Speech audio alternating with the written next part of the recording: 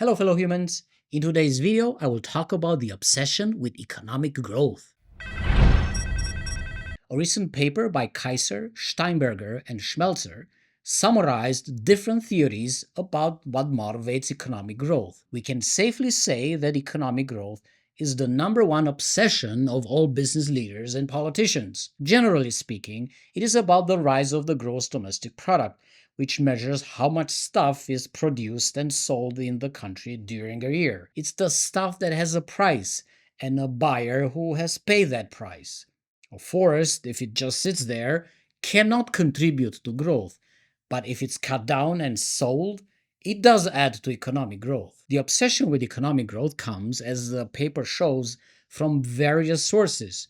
They counted 21 such plausible sources: the accumulation of money, income and wealth inequality, economic class and private property, market competition, monetary economy, advantages of firm size, cheap resources and energy, for-profit firms and profit maximization, sales effort, working time and labor-saving technological change, financial market depreciation, private interest-bearing debt and money creation, consumerist culture, growthist ideology, neoliberal ideology and policy, power and domination, the state, elites and geopolitics, welfare state financing, miscellaneous such as when human needs grow faster than productivity, population structure, and technology and infrastructure.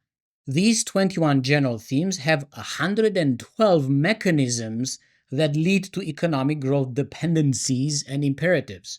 For example, Team 3, Economic Class and Private Property, has 12 such mechanisms related to how private property forces the economy to grow just to maintain its existence. If we apply a critical view to this summary, which comes from 248 publications, we may be tempted to say that the causal chain stops right here with this list of 112 mechanisms under 21 themes. Capitalism is the economic system that is fundamentally defined by an eternal quest for economic growth. If the growth dependency and the growth imperative have so many plausible explanations, even though many of them contradict each other, we may think that it is virtually impossible to phase out the obsession of capitalists with economic growth. Where would we even begin? If we just take the very existence of interest on credit, this alone creates many dependencies on growth. For example, the need to engage in some sort of economic activity to pay back the loan plus the interest. You must expand. You must grow your activity to generate more money than what you have borrowed, more capital, so you can settle your debt. Or if we look at the consumerist culture, where people buy things to signal their status, we find that when you see your fellow rich human at the private club owning a new fancy car, you will want to do the same because you don't want to look like a fool or stupid or incompetent. Climbing the social hierarchy always demands growth. Behind these 112 mechanisms that demand economic growth, I argue, there lies another reality on which the very design of capitalism rests. This design comprises of three causal forces I have identified: proportionality, dispossession, and hierarchies. These forces are embedded in the written rules of capitalism. It is these three forces that create the white canvas of obsessions with economic growth. The source of primary causes for the behavior of economic agents under capitalism are the laws, the contracts, the rules, the algorithms that are written down in one way or another. These written rules control the behavior of economic agents. Economic agents react to the rules by wanting and seeking economic growth because the rules create those incentives. The causal chain works like this: scripts, then behavior, then growth. Lo and behold, it is time to upgrade my model of capitalism. I'm going to add feedback loops between the three causal forces and the obsession with growth. They're represented by the smaller arrows in color. The three forces all trigger growth, which then triggers the expansion of property, power, and capital. For example, if we take proportionality, which links power to property, We can see how having proportionality coded into law and contracts creates some of those growth dependencies and incentives. When shares in a company represent voting power on the principle one share, one vote, then the owners of those shares will behave according to the logic of this principle. They will want to maintain their value. They will want not to lose them. They will want to reap the benefits from them, such as dividends.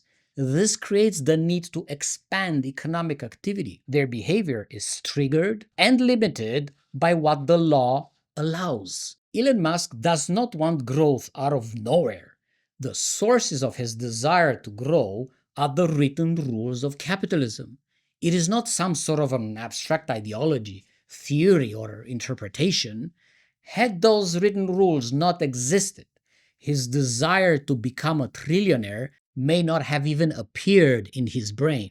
Next, if we take dispossession, the second fundamental force, which links property to capital, we can see how it too forces an obsession with growth. One perfect example of contemporary dispossession is the taking of personal data by big tech platforms. Once Facebook collects your online behavior, it wants to do something with it, such as sell it to advertisers for profit. I argue that this very process of taking, which we can call dispossession, creates a dependency on growth. It is also independent from the quest for profit.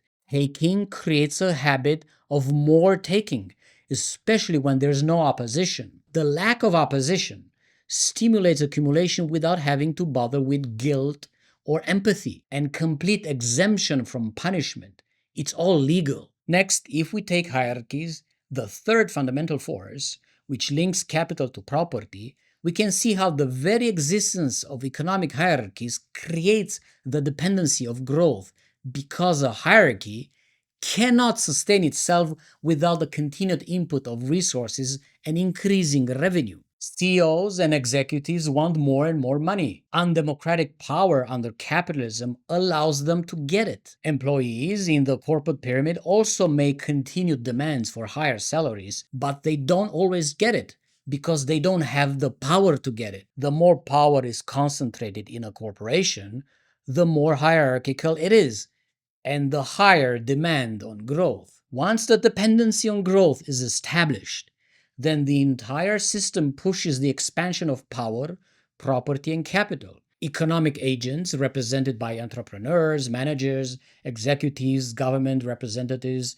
feed the economic system with their behavior, while the economic system itself controls and limits the behavior of these economic agents. It's both agents and system. Capitalism is full of feedback loops. I see capitalism as a causal scripted economic system. Growth is the nature of the system. Forces are the nurture. This perpetual feedback loop between nature and nurture is our economic system. But not all growth is bad.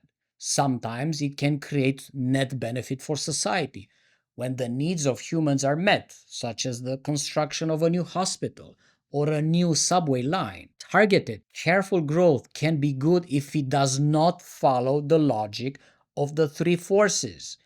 But left alone, the three forces lead to accelerating destabilization of the environment and to frequent economic recessions. Mind you, in this analysis of economic growth under capitalism, I'm doing a causal analysis based on written rules, not an interpretative analysis such as one done by Marxists or what you see in the Financial Times. Sure, we can have many great abstract interpretations of what this causal structure means, many schools of thought. Even my approach that identifies fundamental causal forces within capitalism may be incomplete, but I come with a very specific agenda, which is to find a clear causal explanation of capitalism and to focus the strategy of phasing out capitalism on what really matters from a causal perspective, which means that if these causes are identified and phased out, it will change the system itself. As you can see in my series Undoing Capitalism, there are specific ways in which each of the three causal forces can be phased out as a consequence all mechanisms that create a dependency on economic growth will be fundamentally transformed. We will have a very different post-capitalism economic system where economic growth will evolve in harmony with actual human needs. Thanks for watching. We'll keep this going until we win. If you enjoy this video, please click the like and the subscribe because that's what YouTube wants to show me to other people. Thank you for supporting my research on Patreon and Ko-fi. $5 a month helps a lot. These are the most important years in the history of civilization. Let us replace capitalism with an economy for life. Increase the peace.